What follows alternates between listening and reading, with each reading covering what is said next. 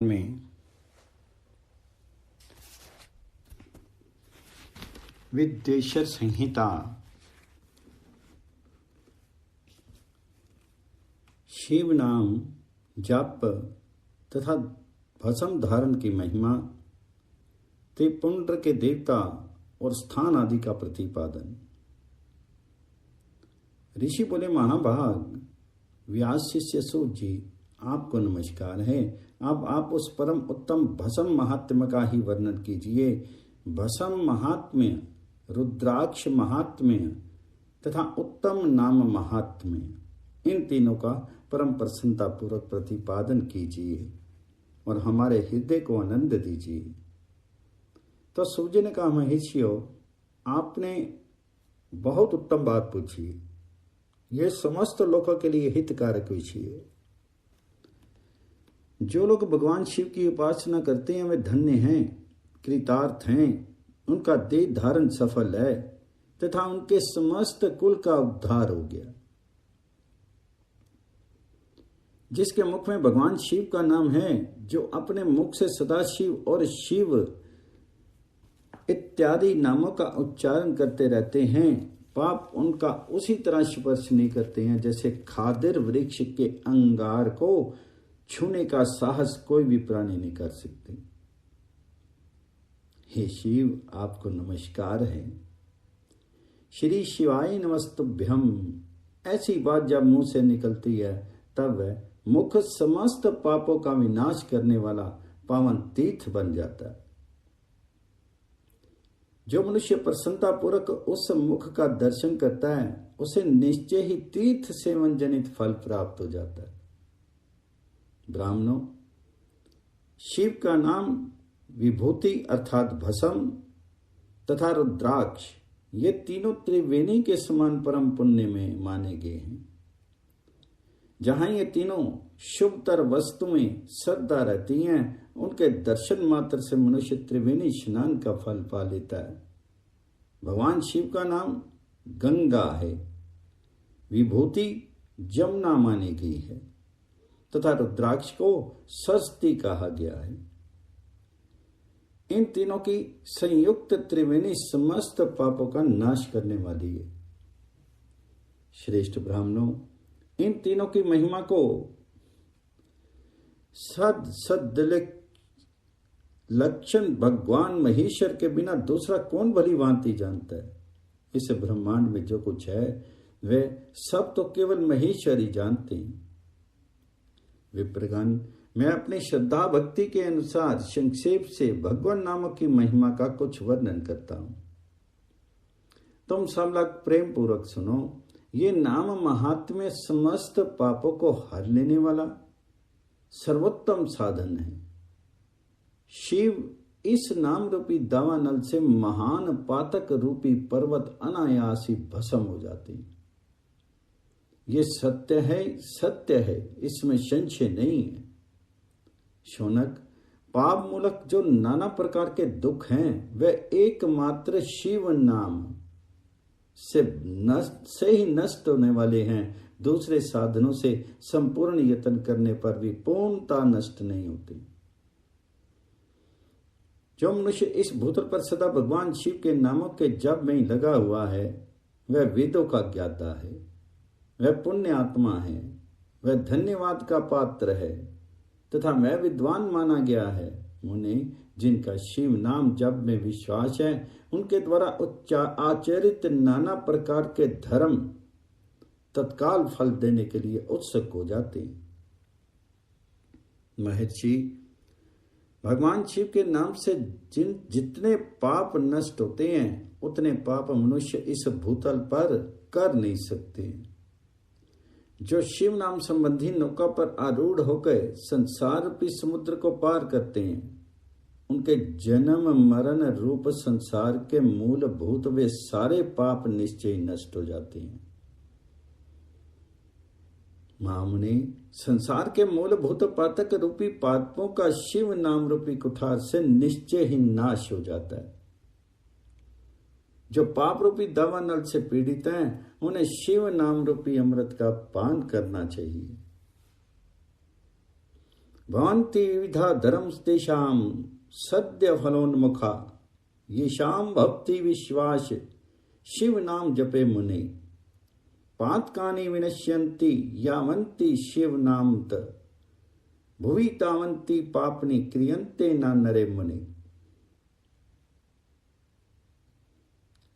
पापों के दावानल से दग्ध होने वाले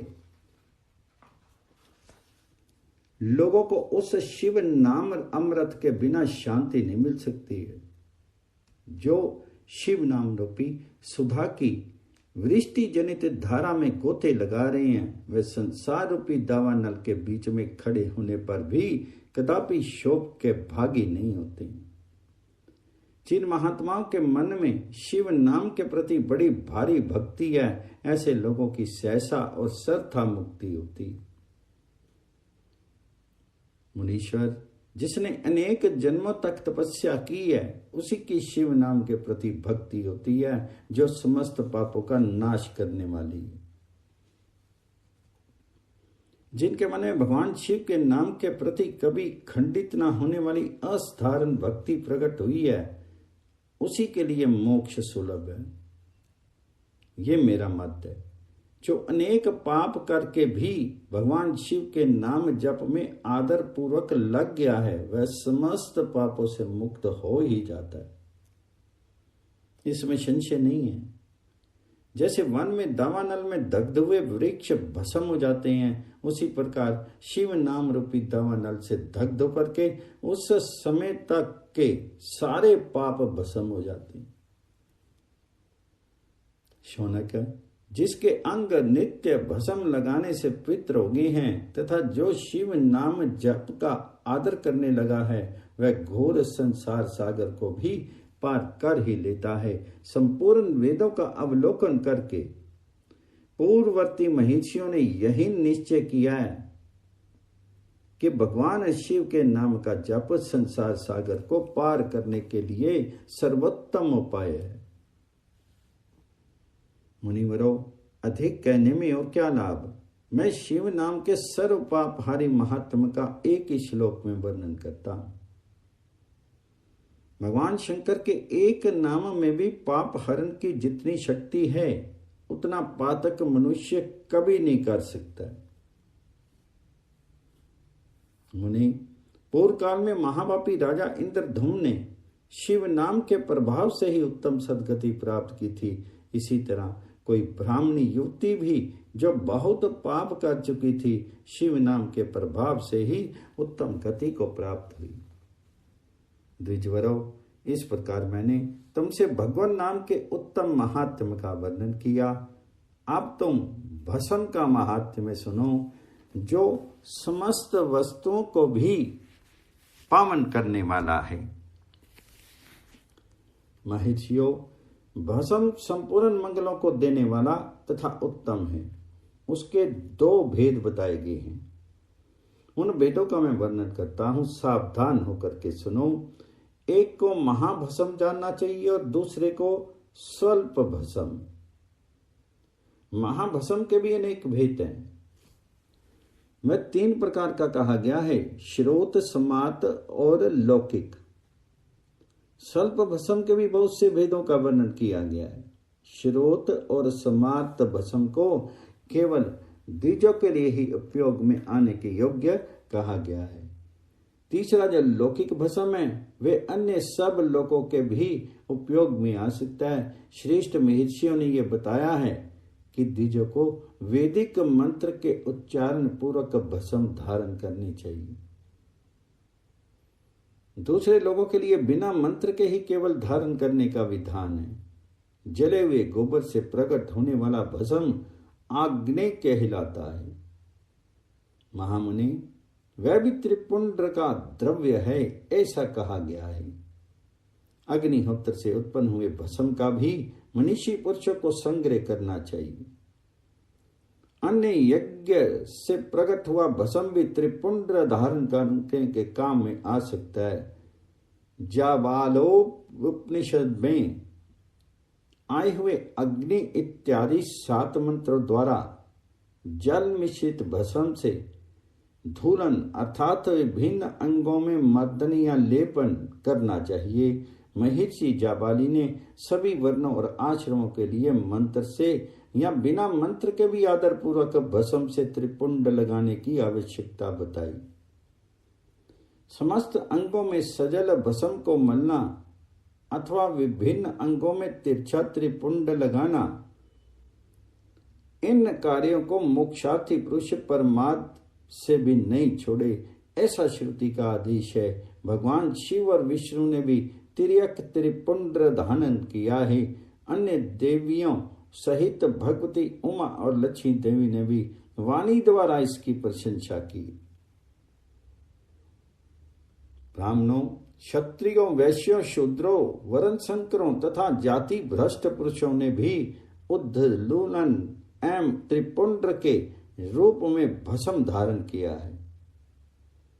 इसके पश्चात भस्म धारण तथा त्रिपुंड की महिमा एवं विधि बता करके सूत जी ने फिर कहा, महर्षियों, इस प्रकार मैंने संक्षेप से त्रिपुंड का महात्म्य बताया है।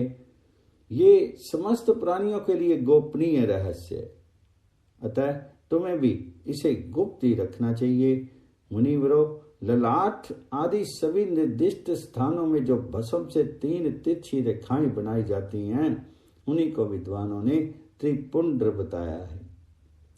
भौहों के मध्य भाग से लेकर के जहां तक भौहों का अंत है, उतना बड़ा त्रिपुंड ललाट में धारण करना चाहिए। मध्यमा और अनामिका अंगुली से 2 रेखाएं करके बीच में अंगुष्ठ द्वारा प्रतिलोम भावना से की गई रेखा त्रिपुंड कहलाती है।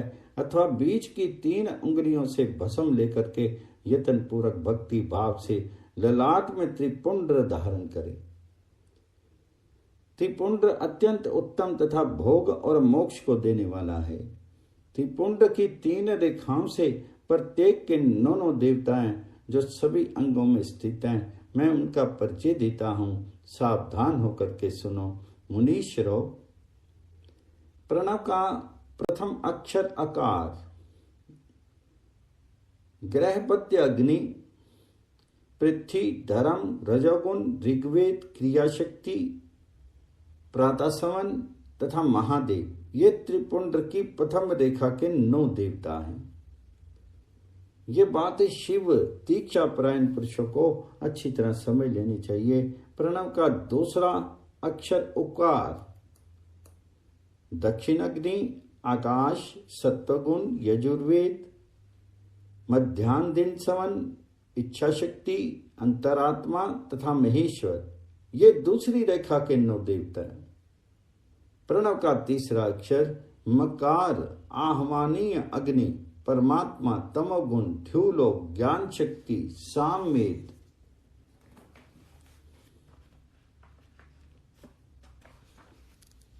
तृतीय समन तथा शिव, ये तीसरी रेखा के 9 देवता हैं।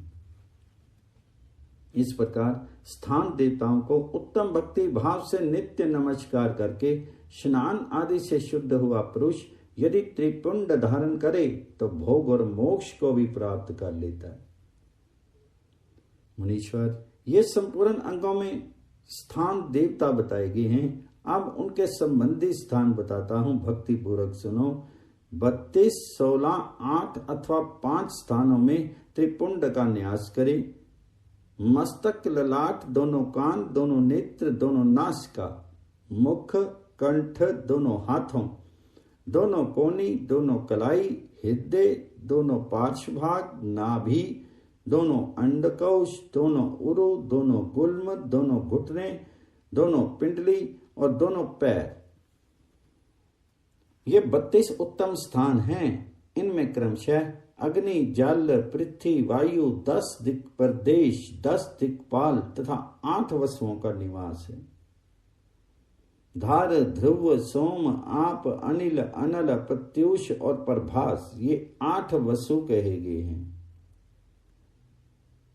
इन सब का नाम मात्र लेकर के इनके स्थानों में विद्वान पुरुष त्रिपुंड धारण करे अथवा एकाग्रचित्त होकर के 16 स्थान में ही त्रिपुंड धारण करे।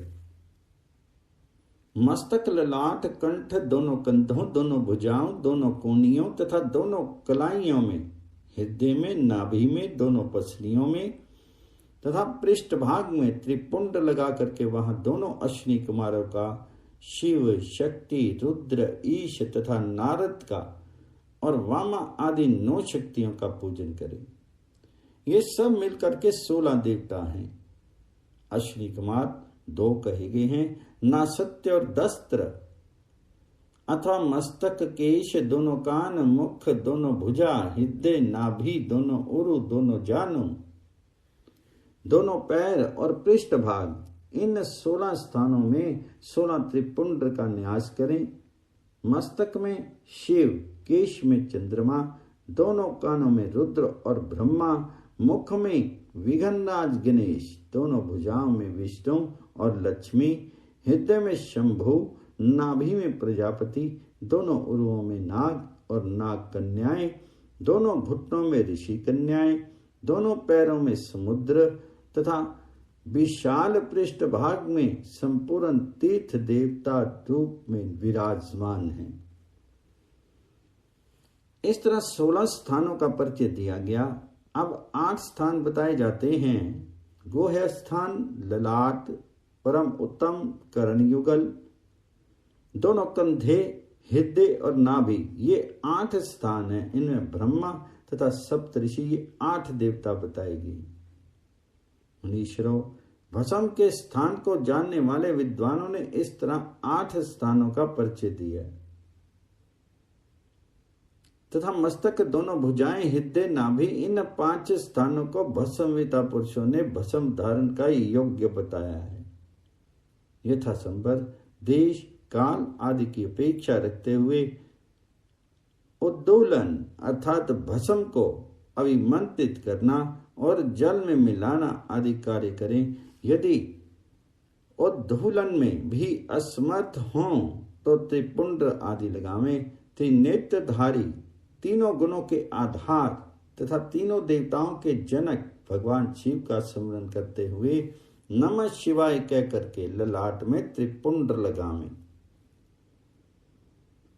ईशाभ्याम नमः ऐसा कह करके दोनों पार्श्व भागों में त्रिपुंड धारण करें।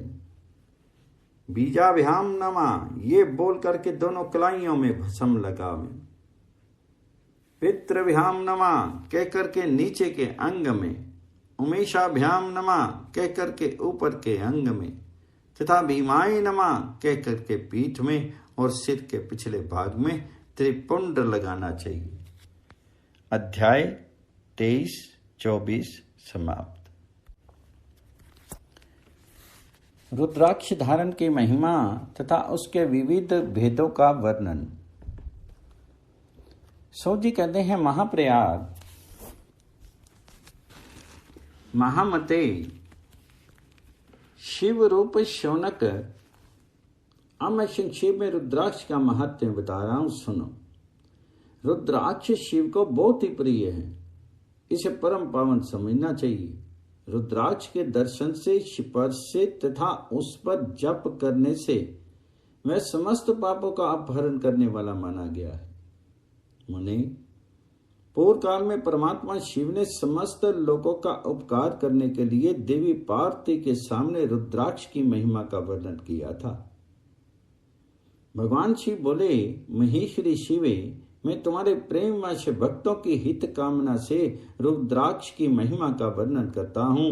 सुनो महेशानी, पूर्व काल की बात है। मैं मन को संयम में रख करके हजारों दिव्य वर्षों तक घोर तपस्या में लगा रहा। एक दिन सहसा मेरा मन शुद्ध हो उठा। परमेश्वरी, मैं संपूर्ण लोगों का उपकार करने वाला स्वतंत्र परमेश्वर हूँ। अतः उस समय मैंने लीलावशी अपने दोनों नेत्र खोले। खोलते ही मेरे मनोहर नेत्र पुटों से कुछ जल की बूंदें गिरी। आंसू की उन बूंदों से वहां रुद्राक्ष नामक वृक्ष पैदा हो गया। भक्तों पर अनुग्रह करने के लिए वे अश्रु बिंदु स्थावर भाव को प्राप्त हो गई। वे रुद्राक्ष मैंने विष्णु भक्त को तथा चारों वर्णों के लोगों को बांट दिए। भूतल पर अपने प्रिय रुद्राक्षों को मैंने गौड़ देश में उत्पन्न किया। मथुरा, अयोध्या, लंका, मलयाचल, सयगिरी, काशी तथा अन्य देशों में भी उनके अंकुर लगाए। वे उत्तम रुद्राक्ष असह्य पाप समूहों का भेदन करने वाले तथा श्रुतियों के भी प्रेरक हैं। मेरी आज्ञा से वे ब्राह्मण, क्षत्रिय, वैश्य और शूद्र जाति के भेद से इन भूतल पर प्रकट हुए हैं। रुद्राक्षों की ही जाति के शुभाक्ष भी हैं। उन ब्राह्मण आदि जाति वाले रुद्राक्षों के वर्ण श्वेत, रक्त, पीत तथा कृष्ण जानने चाहिए। मनुष्य को चाहिए कि वे क्रमशः वर्ण के अनुसार अपनी जाति का ही रुद्राक्ष धारण करें। भोग और मोक्ष की इच्छा रखने वाले चारों वर्णों के लोगों और विशेषतः शिव भक्तों को शिव पार्वती की प्रसन्नता के लिए रुद्राक्ष के फलों को अवश्य धारण करना चाहिए। आंवले के फल के बराबर जो रुद्राक्ष हैं वे श्रेष्ठ बताए गए हैं। जो बेर के फल के बराबर हैं उसे मध्यम श्रेणी का कहा गया है, और जो चने के बराबर हों उनकी गणना निम्न कोटि की गई है। अब इसकी उत्तमता की परखने की ये दूसरी उत्तम प्रक्रिया बताई जाती है। इसे बताने का उद्देश्य भक्तों की हित कामना पाती। तुम भली भांति प्रेम पूर्वक इस विषय को सुनो। महेश्वरी, जो रुद्राक्ष बेर के फल के समान होता है वह उतना छोटा होने पर भी लोक में उत्तम फल देने वाला तथा सुख सौभाग्य की वृद्धि कराने वाला होता है। जो रुद्राक्ष आंवले के फल के बराबर होता है वह समस्त अरिष्टों का विनाश करने वाला होता है, तथा जो गुंजा फल के समान बहुत मोटा होता है वह संपूर्ण मनोरथ और फलों की सिद्धि करने वाला होता है। रुद्राक्ष जैसे जैसे छोटा होता है वैसे वैसे अधिक फल देने वाला होता है। एक एक बड़े रुद्राक्ष से एक एक छोटे रुद्राक्ष को विद्वानों ने 10 गुना अधिक फल देने वाला बताया है। पापों का नाश करने के लिए रुद्राक्ष धारण आवश्यक बताया गया है। यह निश्चय ही संपूर्ण अभीष्ट मनोरथों का साधक है, अतः अवश्य उसे धारण करना चाहिए। परमेश्वरी, लोक में मंगल में रुद्राक्ष जैसे फल देने वाला देखा जाता है वैसी फलदायिनी दूसरी कोई माला नहीं दिखाई देती। देवी, समान आकार प्रकार वाले चिकने, मजबूत, स्थूल, कंटक युक्त, उभरे हुए छोटे छोटे दानों वाले और सुंदर रुद्राक्ष अभिलक्षित पदार्थों के दाता तथा सदैव भोग और मोक्ष देने वाले, जिसे कीड़ों ने दूषित कर दिया हो, जो टूटा फूटा हो, जिसमें उभरे हुए दाने ना हो, जो वर्ण युक्त हो तथा जो पूरा पूरा गोल ना हो, इन 5 प्रकार के रुद्राक्षों को त्याग देना चाहिए। जिस रुद्राक्ष में अपने आप ही डोरा पिरोने की योग्य छिद्र हो गया हो वही यहाँ उत्तम माना गया है। जिसे मनुष्य के प्रयत्न से छेद किया गया हो वह मध्यम श्रेणी का होता है। रुद्राक्ष धारण बड़े बड़े पातकों का नाश करने वाला है। इस जगत में 1100 रुद्राक्ष धारण करके मनुष्य जिस फल को पाता है उसका वर्णन सैकड़ों वर्षों में भी नहीं किया जा सकता। भक्तिमान पुरुष 550 रुद्राक्ष के दानों का सुंदर मुकुट बना ले और उसे सिर पर धारण करे। 308 दानों को लंबे सूत्र में पिरो करके एक हार बना ले। वैसे वैसे 3 हार बना करके भक्ति प्रायण पुरुष उसका यज्ञोपवीत तैयार करे और उसे यथास्थान धारण किया रहे। इसके बाद किस अंग में कितने रुद्राक्ष धारण करने चाहिए ये बता करके सूत जी बोले, महर्षियों, सिर पर ईशान मंत्र से, कान में तत्पुरुष मंत्र से तथा गले और हृदय में अघोर मंत्र से रुद्राक्ष धारण करना चाहिए। विद्वान पुरुष दोनों हाथों में अघोर बीज मंत्र से रुद्राक्ष धारण करें। उधर पर वामदेव मंत्र से 15 रुद्राक्षों द्वारा गुथी हुई माला धारण करे, अथवा अंगों सहित प्रणव का 5 बार जप करके रुद्राक्ष की 3, 5 या 7 मालाएं धारण करे, अथवा मूल मंत्र नमः शिवाय से ही समस्त रुद्राक्षों को धारण करे। रुद्राक्षधारी पुरुष अपने खान पान में मदरा, मांस, लहसुन, प्याज, सहीजन, सोडा आदि को त्याग दे। गिरिराज नंदिनी उसे श्वेत रुद्राक्ष केवल ब्राह्मणों को ही धारण करना चाहिए। गहरे लाल रंग का रुद्राक्ष क्षत्रियों के लिए हितकर बताया गया है। वैश्यों के लिए प्रतिदिन बारंबार पीले रुद्राक्ष को धारण करना आवश्यक है और शूद्रों को काले रंग का रुद्राक्ष धारण करना चाहिए। ये वेदोक्त मार्ग है। ब्रह्मचारी, वानप्रस्थ, गृहस्थ और सन्यासी सबको नियम पूर्वक रुद्राक्ष धारण करना उचित है। इसे धारण करने का सौभाग्य बड़े पुण्य से प्राप्त होता है। हमें पहले आंवले के बराबर और फिर उससे भी छोटे रुद्राक्ष धारण करें, जो रोगी हों, जिनमें दाने ना हों, जिन्हें कीड़ों ने खा लिया हो, जिसमें पिरोने योग्य छेद ना हो। ऐसे रुद्राक्ष मंगल आकांक्षी पुरुषों को नहीं धारण करने चाहिए। रुद्राक्ष मेरा मंगल में लिंग विग्रह है। वह अंतोतगत्वा चने के बराबर लघुतर होता है। सूक्ष्म रुद्राक्ष को ही सदा प्रशस्त माना गया है। सभी आश्रमों, समस्त वर्णों, स्त्रियों और शूद्रों को भी भगवान शिव की आज्ञा के अनुसार सदैव रुद्राक्ष धारण करना चाहिए। यतियों के लिए प्रणव के उच्चारण पूर्वक रुद्राक्ष धारण का विधान है, जिसके ललाट में त्रिपुंड लगा हो और सभी अंग रुद्राक्ष से विभूषित हों तथा जो मृत्युंजय मंत्र का जप कर रहा हो, उसका दर्शन करने से साक्षात रुद्र के दर्शन का फल प्राप्त हो जाता है।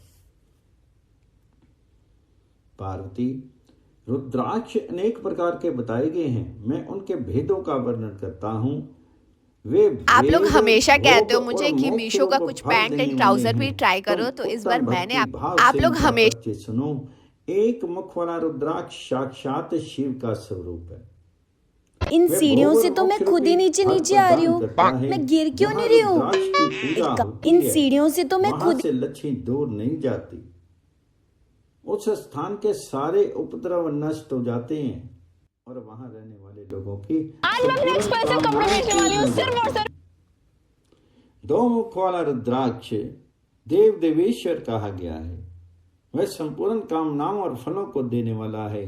3 मुख वाला रुद्राक्ष सदा साक्षात साधन का फल देने वाला है। उसके प्रभाव से सारी विद्याएं प्रतिष्ठित होती हैं। 4 मुख वाला रुद्राक्ष साक्षात ब्रह्मा का रूप है। वह दर्शन और स्पर्श से शीघ्र ही धर्म, अर्थ, काम और मोक्ष इन चारों पुरुषार्थों को देने वाला है। 5 मुख वाला रुद्राक्ष साक्षात कालाग्नि रुद्र रूप है। वह सब कुछ करने में समर्थ है। इस चैनल को देखकर तो मेरा दिमाग ही तथा संपूर्ण मनोवांछित फल प्रदान करने वाला है। इस चैनल को 5 मुख रुद्राक्ष समस्त पापों को दूर कर देता है।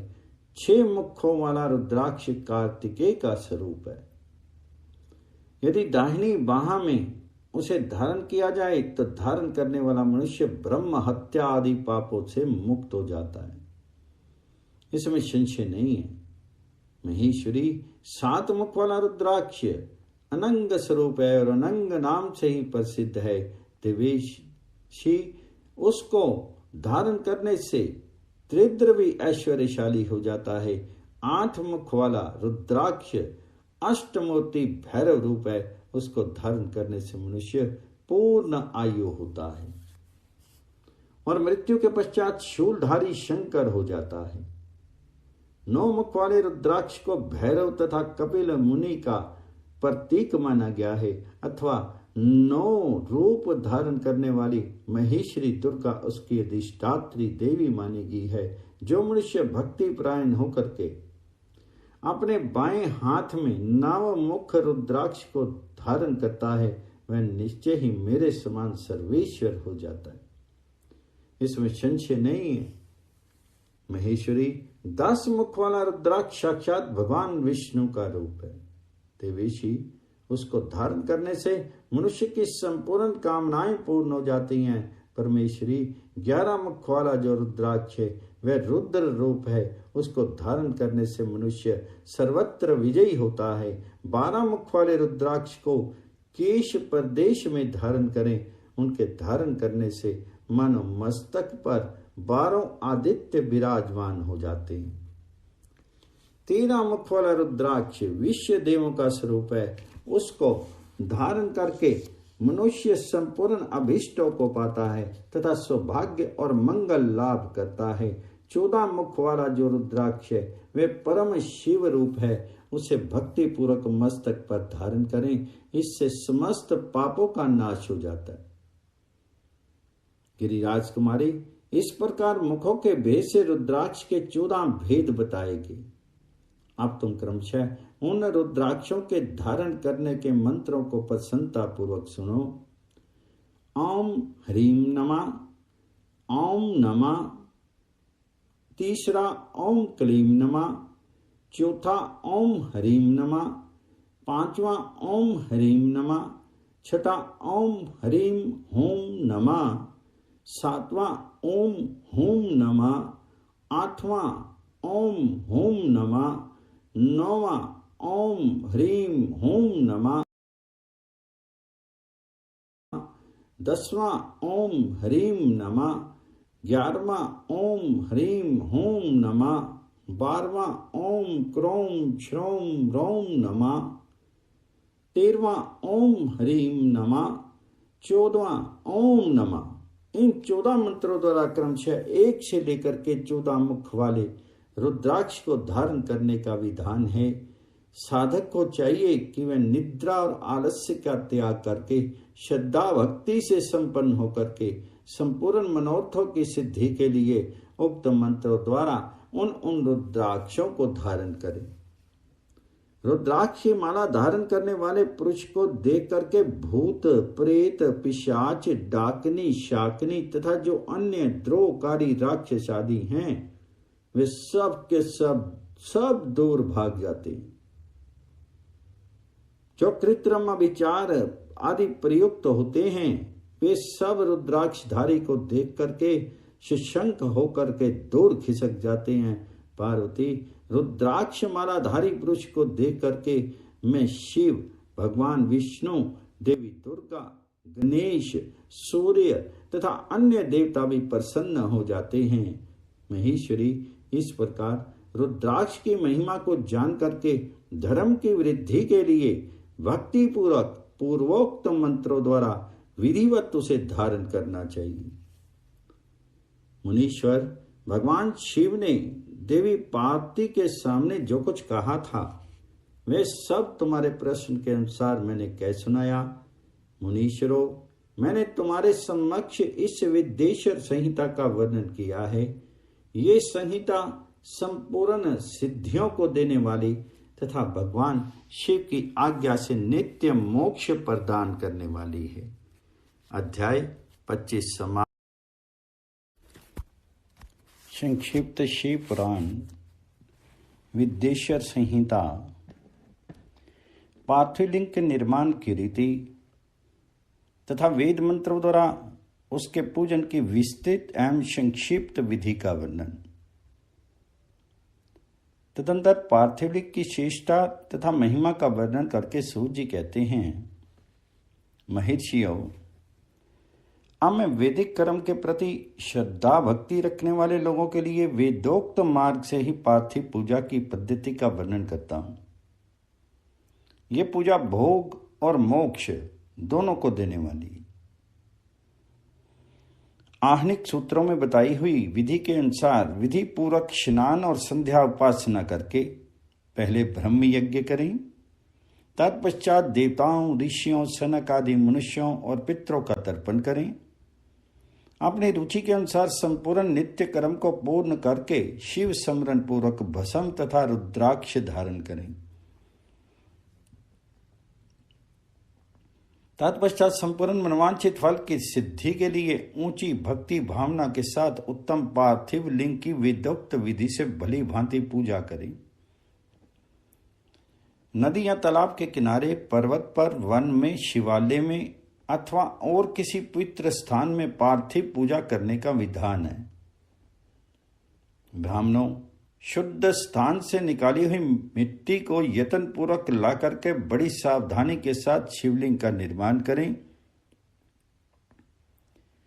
ब्राह्मण के लिए श्वेत, क्षत्रिय के लिए लाल, वैष्णव के लिए पीली और शूद्र के लिए काली मिट्टी से शिवलिंग बनाने का विधान है। और जहां जो मिट्टी मिल जाए उसी से शिवलिंग बनाएं। शिवलिंग बनाने के लिए प्रयत्न पूर्वक मिट्टी का संग्रह करके उस शुभ मृत्तिका को अत्यंत शुद्ध स्थान में रखें। फिर उसकी शुद्धि करके जल से स्नान करके पिंडी बनाने और विदोक्त मार्ग से धीरे धीरे सुंदर पार्थिव लिंग की रचना करें। तत्पश्चात भोग और मोक्ष रूपी फल की प्राप्ति के लिए भक्ति पूर्वक उसका पूजन करें। उस पार्थिव लिंग के पूजन की जो विधि है उसे मैं विधान पूर्वक बता रहा हूं, तुम सब लोग सुनो।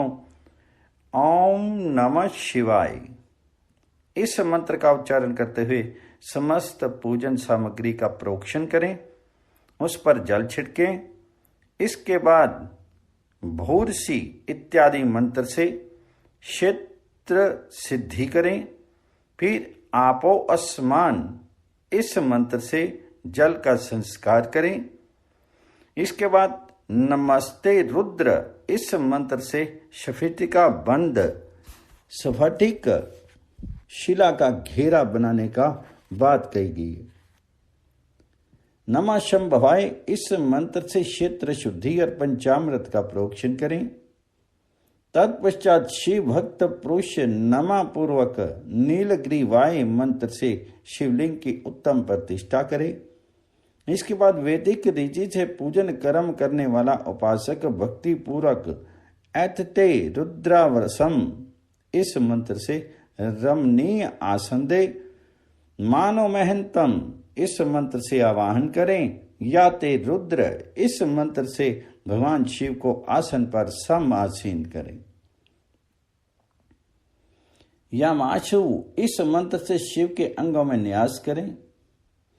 अध्यवोचत इस मंत्र से प्रेम पूर्वक अधिवासन करें। असो यस्ताम्रो इस मंत्र से शिवलिंग में इष्ट देवता शिव का न्यास करें। असो यव सर्पति इस मंत्र से उपसर्पण देवता के समीप गमन करें। इसके बाद नमस्तुते नीलग्रीवाय इस मंत्र से इष्ट देव को पाद्य समर्पित करें। रुद्र गायत्री से अर्घ्य दें। त्र्यंबकम मंत्र से आचमन करावें। पै पृथ्विया इस मंत्र से दुग्ध स्नान करावें। दधि क्रव्यो इस मंत्र से दधि स्नान करावें। घृत पावा इस मंत्र से घृत स्नान करावें। मधुवाता मधुनक्ता मधुमानो इन मंत्र ऋचाओं से मधु स्नान और शर्करा स्नान करावें। इन दुग्ध आदि 5 वस्तुओं को पंचामृत कहते हैं। अथा पाद्य समर्पण के लिए कहे गए नमस्तुते नीलग्रीवाय इत्यादि मंत्र द्वारा पंचामृत से स्नान करावें। तदंतर मानस्तों के इस मंत्र से प्रेम पूर्वक भगवान शिव को कटिबंध करधनी अर्पित करें। नमो धृष्णे इस मंत्र का उच्चारण करके आराध्य देवता को उत्तरीय धारण करावें। याते हेति इत्यादि 4 ऋचाओं को पढ़ करके विदग्ध भक्त प्रेम से विधि पूर्वक भगवान शिव के लिए वस्त्र एवं यज्ञोपवीत समर्पित करे। इसके बाद नमस्वभय इत्यादि मंत्र को पढ़ करके शुद्ध बुद्धि वाला भक्त पुरुष भगवान जी को प्रेम पूर्वक गंध सुगंधित चंदन एवं रोली चढ़ावे। नमस्त शभ्यो इस मंत्र से अक्षत अर्पित करे। नमः पर्याय इस मंत्र से फूल चढ़ावे। नमः परनाय इस मंत्र से बिल पत्र समर्पण करे। नमः कपर्दिने इत्यादि मंत्र से विधि पूर्वक धूप दे। नमः आश्वे इस ऋचा से शास्त्रोक्त विधि के अनुसार दीप निवेदन करे। तत्पश्चात हाथ धो करके नमो ज्येष्ठाय इस मंत्र से उत्तम नैवेद्य अर्पित करे। फिर पूर्वोक्त त्र्यंबक मंत्र से आचमन कराए। इमा रुद्राय इस ऋचा से फल समर्पण करें। फिर नमो वज्रयाय इस मंत्र से भगवान शिव को अपना सब कुछ समर्पित कर दें। तदंतर मानव महानतम तथा मानस्तों के इस पूर्वोक्त 2 मंत्रों द्वारा केवल अक्षतों से 11 रुद्रों का पूजन करें। फिर हिरण्यगर्भ इत्यादि मंत्र से जो 3 ऋचाओं के रूप में पठित है दक्षिणा चढ़ावें। देवस्यत्वा इस मंत्र से विद्वान पुरुष आराध्य देव का अभिषेक करे। दीप के लिए बताए हुए नमः आश्वे इत्यादि मंत्र से भगवान शिव की नीराजन आरती करे। तत्पश्चात इमा रुद्राय इत्यादि 3 ऋचाओं से भक्ति पूर्वक रुद्र देव को पुष्पांजलि अर्पित करे। मानो महानतम इस मंत्र से विज्ञ उपासक पूजनीय देवता की परिक्रमा करे। फिर उत्तम बुद्धि वाला उपासक मानस्तों के इस मंत्र से भगवान जी को साष्टांग प्रणाम करे। एशते इस मंत्र से शिव मुद्रा का प्रदर्शन करे। यतो यथा इस मंत्र से अभय नामक मुद्रा का, त्र्यंबकम मंत्र से ज्ञान नामक मुद्रा का तथा नव सेना इत्यादि मंत्र से महामुद्रा का प्रदर्शन करें। नवो गोभ्य इस ऋचा द्वारा धेनु मुद्रा दिखावें। इस तरह 5 मुद्राओं का प्रदर्शन करके शिव संबंधी मंत्रों का जप करे अथवा वेदज्ञ पुरुष शत्रुद्रीय मंत्र की आवृत्ति करे। तत्पश्चात वेदज्ञ पुरुष पंचांग पाठ करे। तदंतर देवागातो इत्यादि मंत्र से भगवान शंकर का विसर्जन करे। इस प्रकार शिव पूजा की वैदिक विधि का विस्तार से प्रतिपादन किया गया। महर्षियों, अब संक्षेप में भी पार्थिव पूजन की वैदिक विधि का वर्णन सुनो। संध्यो जाता इस ऋचा से पार्थिव लिंग बनाने के लिए मिट्टी ले आवें। वाम देवा इत्यादि मंत्र पढ़ करके उसमें जल डालें। जब मिट्टी सन करके तैयार हो जाए तब अघोर मंत्र से लिंग निर्माण करें। फिर तत्पुरुषाय इस मंत्र से विधिवत उसमें भगवान शिव का आवाहन करें। तदंतर ईशान मंत्र से भगवान शिव को विधि पर स्थापित करें। इसके सिवाय अन्य सब विधानों को भी शुद्ध बुद्धि वाला उपासक संक्षेप से ही संपन्न करे। इसके बाद विद्वान पुरुष पंचाक्षर मंत्र से अथवा गुरु के दिए हुए अन्य किसी शिव संबंधी मंत्र से 16 उपचारों द्वारा विधिवत पूजन करे अथवा भवाय भावनाशाय महादेवाय धीमहि उग्राय उग्रनाशाय शर्वाय शशि मौलिने। इस मंत्र द्वारा विद्वान उपासक भगवान शंकर की पूजा करे। वह ब्रह्म छोड़ करके उत्तम भाव भक्ति से शिव की आराधना करे, क्योंकि भगवान शिव भक्ति से ही मनवांछित फल देते हैं। ब्राह्मणों, ये जो वैदिक विधि से पूजन का क्रम बताया गया है, इसका पूर्ण रूप से आदर करता हुआ मैं पूजा की एक दूसरी विधि भी बता रहा हूं, जो उत्तम होने के साथ ही सर्वसाधारण के लिए उपयोगी है। मुनीश्वरों, पार्थिव लिंग की पूजा भगवान शिव के नामों से बताई गई है। वह पूजा संपूर्ण अभिष्टों को देने वाली है। मैं उसे बताता हूं, सुनो। हर, महेश्वर, शंभु, शूलपाणी, पिनाकधृक, शिव, पशुपति और महादेव, ये क्रमशः शिव के 8 नाम कहे गए हैं। इनमें से प्रथम नाम के द्वारा अर्थात ओम हराय नमः का उच्चारण करके पार्थिव लिंग बनाने के लिए मिट्टी लाएं। दूसरे नाम अर्थात ओम महेश्वराय नमः का उच्चारण करके लिंग निर्माण करें। फिर ओम शंभुवे नमः बोल करके उस पार्थिव लिंग की प्रतिष्ठा करें। तत्पश्चात ओम शूल पान्ने नमः कह करके उस पार्थिव लिंग में भगवान शिव का आवाहन करें। ओम पिनाक धृषे नमः कह करके उस शिवलिंग को नहलावें। ओम शिवाय नमः बोल करके उसकी पूजा करें। फिर ओम पशुपते नमः कह करके क्षमा प्रार्थना करें और अंत में ओम महादेवाय नमः कह करके आराध्य देव का विसर्जन कर दें। प्रत्येक नाम के आदि में ओमकार और अंत में चतुर्थी विभक्ति के साथ नमा पद लगा करके बड़े आनंद और भक्ति भाव से पूजन संबंधी सारे कार्य करने चाहिए। षडाक्षर मंत्र से अंग न्यास और कर न्यास की विधि भली भांति संपन्न करके फिर नीचे लिखे अनुसार ध्यान करें।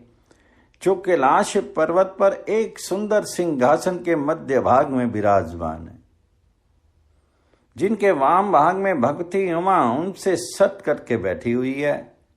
सनक सनंदन आदि भक्तजन जिनकी पूजा कर रहे हैं तथा जो भक्तों के दुख रूपी दावानल को नष्ट कर देने वाले अपरमेय शक्तिशाली ईश्वर हैं,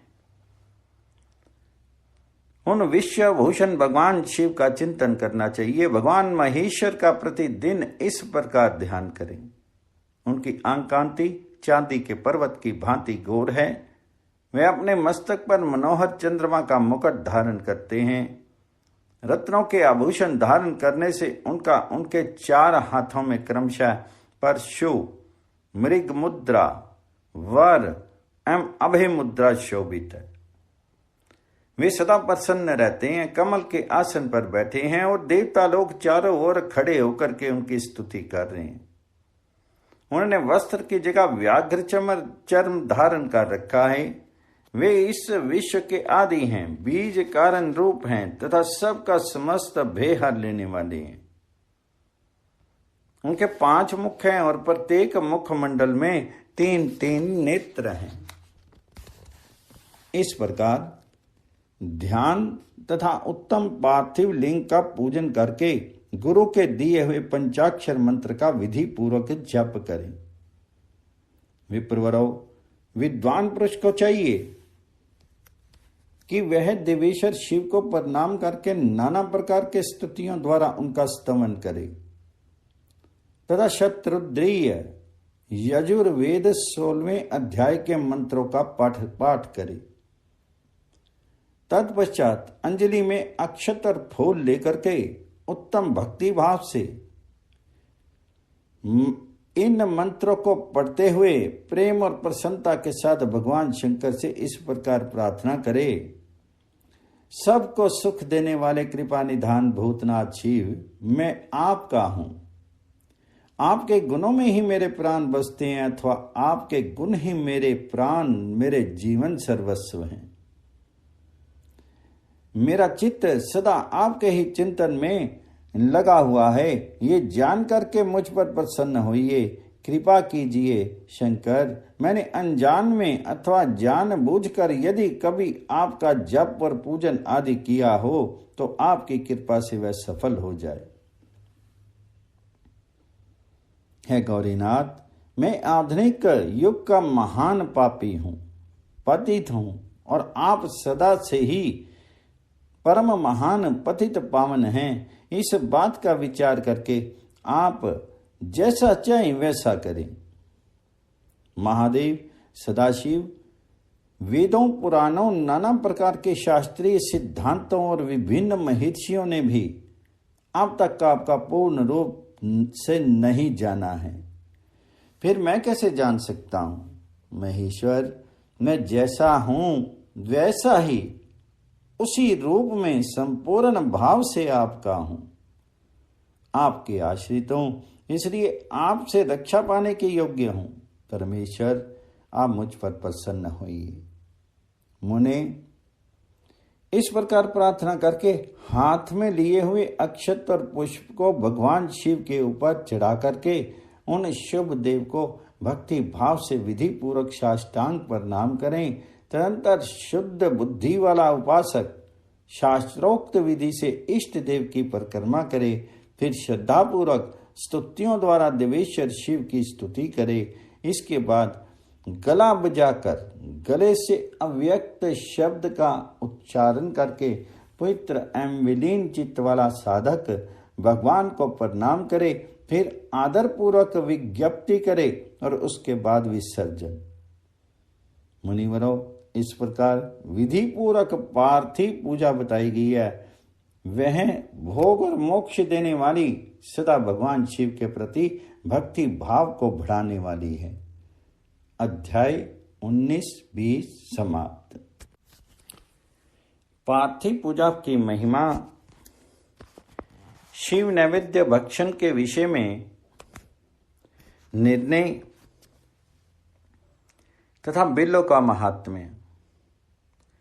तंत्र ऋषियों के पूछने पर किस कामना की पूर्ति के लिए कितने पार्थिव लिंगों की पूजा करनी चाहिए, इस विषय का वर्णन करके सूत जी बोले, महर्षियों, पार्थिव लिंगों की पूजा कोटि कोटि यज्ञों का फल देने वाली है।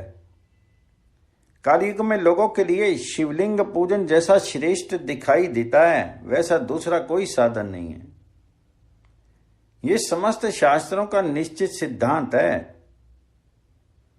शिवलिंग भोग और मोक्ष देने वाला है। लिंग 3 प्रकार के कहे गए हैं, उत्तम, मध्यम और अधम। जो 4 उंगल ऊंचा और देखने में सुंदर हो तथा वेदी से युक्त हो, उस शिवलिंग को शास्त्रज्ञ महर्षि ने उत्तम कहा है। उससे आधा मध्यम और उससे आधा अधम माना गया है। इस तरह 3 प्रकार के शिवलिंग कहे गए हैं जो उत्तरोत्तर श्रेष्ठ हैं। ब्राह्मण, क्षत्रिय, वैश्य, शूद्र अथवा विलोम शंकर, कोई भी क्यों ना हो, वे अपने अधिकार के अनुसार वैदिक अथवा तांत्रिक मंत्र से सदा आदर पूर्वक शिवलिंग की पूजा करें। ब्राह्मणों, महर्षियों, अधिक कहने से क्या लाभ? शिवलिंग का पूजन करने में स्त्रियों का तथा अन्य सब लोगों का भी अधिकार है। द्विजों के लिए वैदिक पद्धति से ही शिवलिंग की पूजा करना श्रेष्ठ है, परंतु अन्य लोगों के लिए वैदिक मार्ग से पूजा करने की सम्मति नहीं है। वेदज्ञ द्विजों को वैदिक मार्ग से ही पूजा करनी चाहिए, अन्य मार्ग से नहीं। ये साक्षात भगवान शिव का कथन है। दधीची और गौतम आदि के शाप से जिनका चित्त दग्ध हो गया है, उन द्विजों की वैदिक कर्म में श्रद्धा नहीं होती। जो मनुष्य वेदों तथा स्मृतियों में कहे हुए सत्कर्मों की अवहेलना करके दूसरे कर्म को करने लगता है, उसका मनोरथ कभी सफल नहीं होता है। इस प्रकार विधि पूर्वक भगवान शंकर जी का नैवेद्यांत पूजन करके उनकी त्रिभुवनमयी 8 मूर्तियों का भी वहीं पूजन करें। पृथ्वी, जल, अग्नि, वायु, आकाश, सूर्य, चंद्रमा तथा यजमान, ये भगवान शंकर की 8 मूर्तियां कही गई हैं। इन मूर्तियों के साथ साथ शर्व, भव, रुद्र, उग्र, भीम, ईश्वर, महादेव तथा पशुपति, इन नामों की भी अर्चना करे। तथा चंदन, अक्षत और बिल्व पत्थर लेकर के वहां ईशान आदि के क्रम से भगवान शिव के परिवार का उत्तम भक्ति भाव से पूजन करे। ईशान नंदी, चंड, महाकाल, भृंगी, वृष, स्कंद, कपितीश्वर, सोम तथा शुक्र, ये 10 शिव के परिवार हैं, जो क्रमशः ईशान आदि 10 दिशाओं में पूजनीय है। तत्पश्चात भगवान शिव के समक्ष वीरभद्र का और पीछे कार्तिक मुख का पूजन करके विधि पूर्वक 11 रुद्रों की पूजा करें। इसके बाद पंचाक्षर मंत्र का जप करके शतरुद्रीय स्तोत्र का, नाना प्रकार की स्तुतियों का तथा शिव पंचांग का पाठ करें। तत्पश्चात परिक्रमा और नमस्कार करके शिवलिंग का विसर्जन करें। इस प्रकार मैंने शिव पूजन की संपूर्ण विधि का आदर पूर्वक वर्णन किया। रात्रि में देव कार्य को सदा उत्तर की ओर मुख करके ही करना चाहिए। इसी प्रकार शिव पूजन भी पवित्र भाव से सदा उत्तर अभिमुख होकर ही करना चाहिए। जहाँ शिवलिंग स्थापित हो उससे पूर्व दिशा का आश्रय लेकर नहीं बैठना या खड़ा होना चाहिए, क्योंकि वह दिशा भगवान शिव के आगे या सामने पड़ती है। इष्ट देव का सामना रोकना ठीक नहीं है। शिवलिंग से उत्तर दिशा में भी न बैठें, क्योंकि उधर भगवान शंकर जी का वामांग है, जिसमें शक्ति स्वरूपा देवी उमा विराजमान है।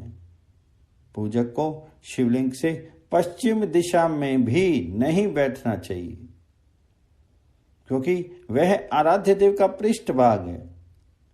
पीछे की ओर से पूजा करना उचित नहीं है, अतः अवशिष्ट दक्षिणा दिशा ही ग्राह्य है, उसी का आश्रय लेना चाहिए। तात्पर्य ये कि शिवलिंग से दक्षिण दिशा में उत्तर अभिमुख होकर के बैठें।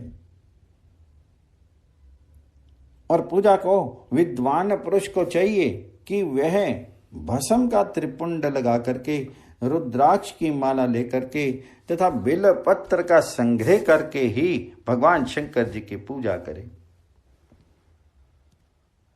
इनके बिना नहीं। मुनीश्वरों, शिव पूजन आरंभ करते समय यदि भस्म ना मिले तो मिट्टी से ही ललाट में त्रिपुंड अवश्य कर लेना चाहिए।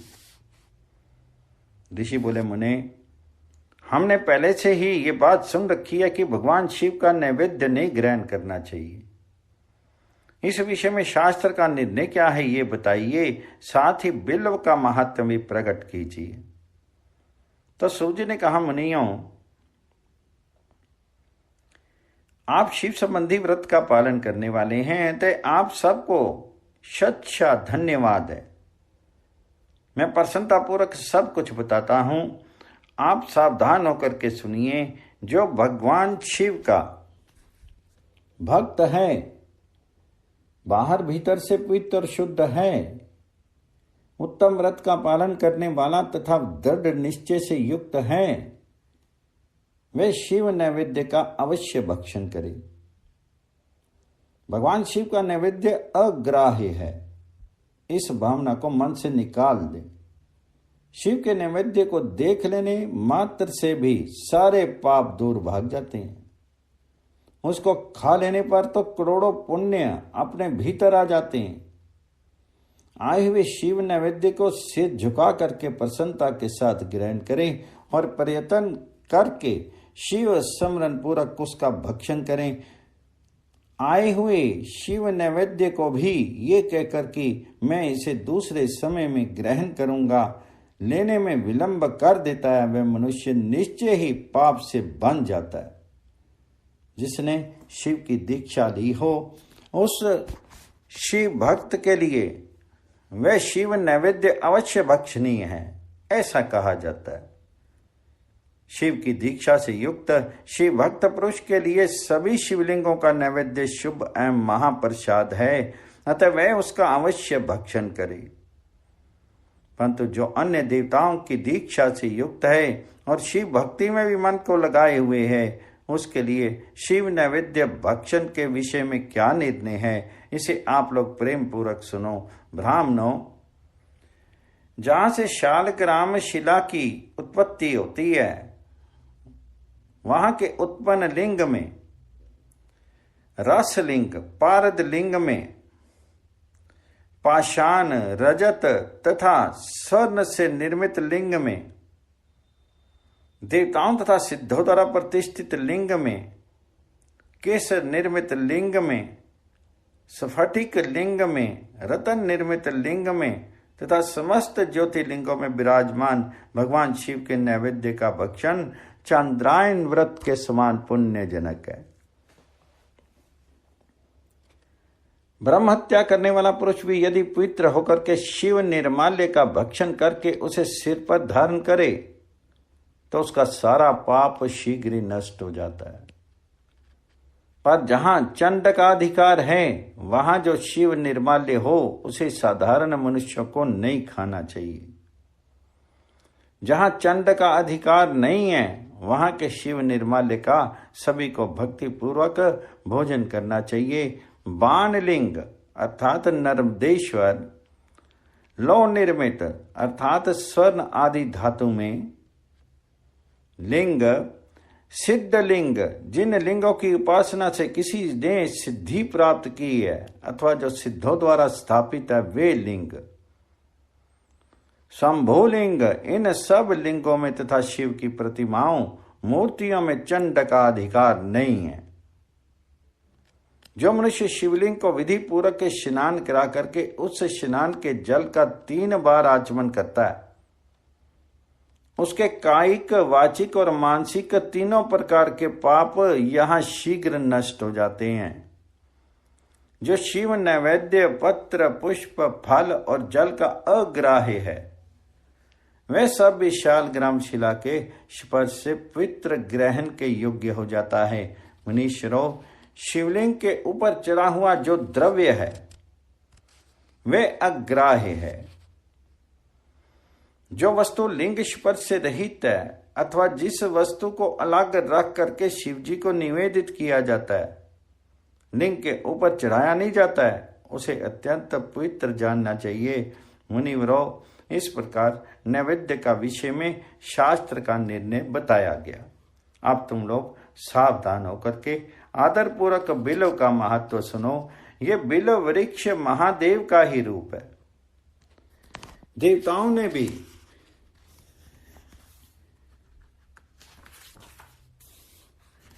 इसकी स्तुति की है। फिर जिस किसी तरह से इसकी महिमा कैसे जानी जा सकती है, तीनों लोकों में जितने पुण्य तीर्थ प्रसिद्ध हैं वे संपूर्ण तीर्थ बिल्व के मूल भाग में स्थित करते हैं, बिल्व के मूल भाग में निवास करते हैं। जो पुण्य आत्मा मनुष्य बिल्व के मूल में लिंग स्वरूप अविनाशी महादेव जी का पूजन करता है वह निश्चय ही शिव पद को प्राप्त हो जाता है। जो बिल्व की जड़ के पास जल से अपने मस्तक को सींचता है वह संपूर्ण तीर्थों में स्नान का फल पा लेता है और वही इस भूतल पर पावन माना जाता है।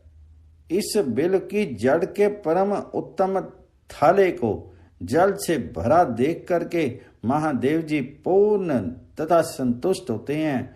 जो मनुष्य गंध, पुष्प आदि से बिल्व के मूल भाव का पूजन करता है वह शिवलोक को पाता है और इस लोक में भी उसको सुख संतति बढ़ती है।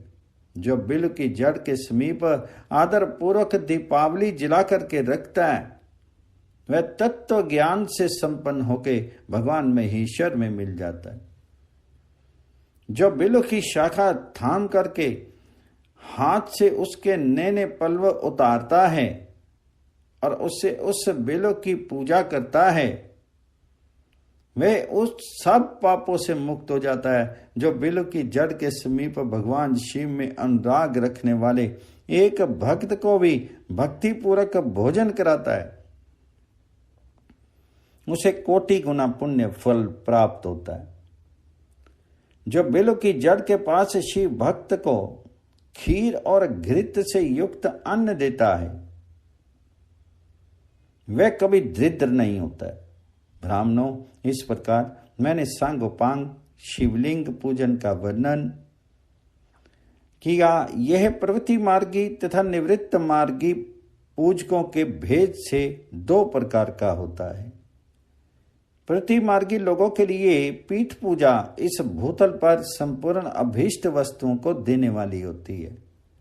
परवृत्त पुरुष सुपात्र गुरु आदि के द्वारा ही सारी पूजा संपन्न करे और अभिषेक के अंत में अघनी के चावल से बना हुआ नैवेद्य निवेदन करे। पूजा के अंत में शिवलिंग को शुद्ध संपुटिक में विराजमान करके घर के भीतर कहीं अलग रख दे। निवृत्ति मार्गी उपासकों के लिए हाथ पर ही शिव पूजन का विधान है। उन्हें भिक्षा आदि से प्राप्त हुए अपने भोजन को ही नैवेद्य रूप में निवेदित कर देना चाहिए। निवृत्त पुरुषों के लिए सूक्ष्म लिंग ही श्रेष्ठ बताया गया है। वे विभूति से पूजन को और विभूति को ही नैवेद्य